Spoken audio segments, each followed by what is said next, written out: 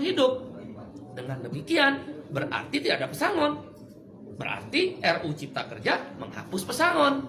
Itu jelas di situ dikatakan. Bahkan penghargaan masa kerja dalam undang-undang sebelumnya nomor 13 diturunkan nilai. Pagi!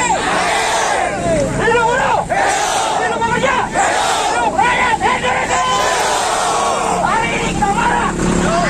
Pembahasan semalam Omnibus Law 31 nggak dibahas. Hari ini dilanjutkan kembali dan bakal diketok palu atau tidaknya ditentukan hari ini. Kita sudah bersusah payah, kita sudah mengupayakan. Hari ini kita sudah sampai di Jalan Pemuda. Tinggal satu langkah lagi ke depan gedung DPR, tapi kita dihadang. Tidak ada lagi waktu berpikir, tidak ada lagi waktu untuk berdiam. Besok tanggal 6, 7, 8 kita harus menentukan sikap.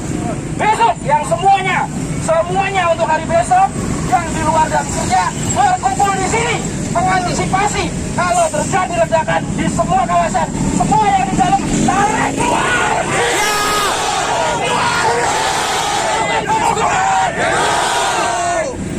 Yang di luar jam kerja besok saya harap semuanya ramaikan tempat ini.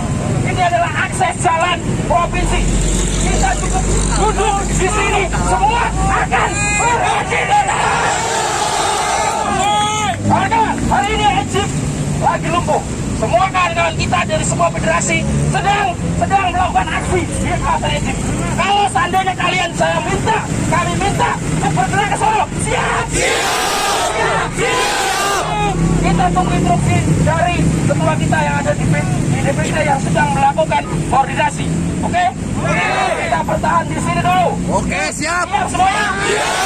Oke, sekian. Terima kasih. Wassalamualaikum warahmatullahi wabarakatuh.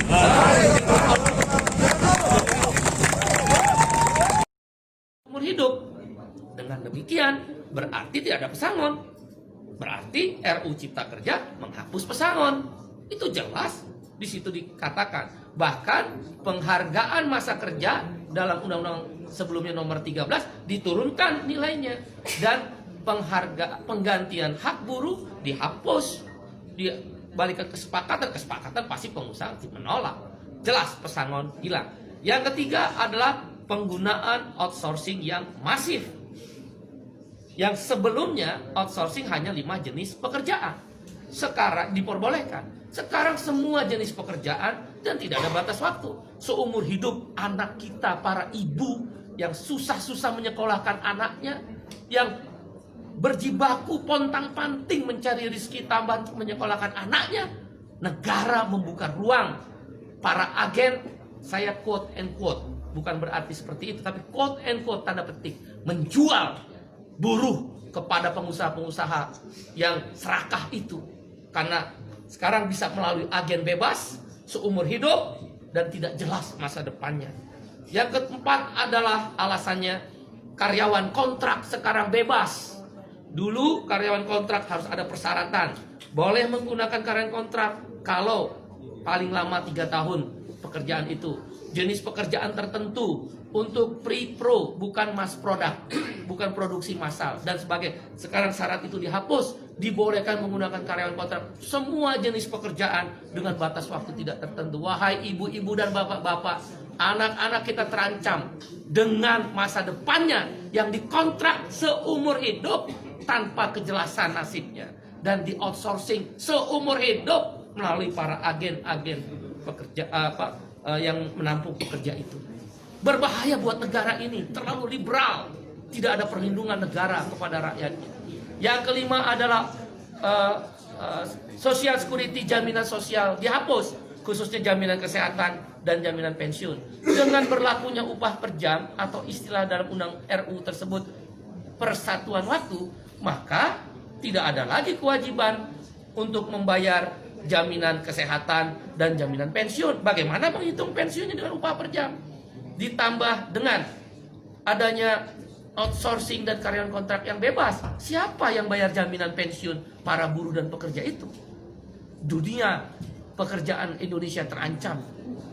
Pekerja-pekerja lokal terancam.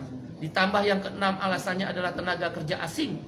Dulu harus mendapatkan izin menteri.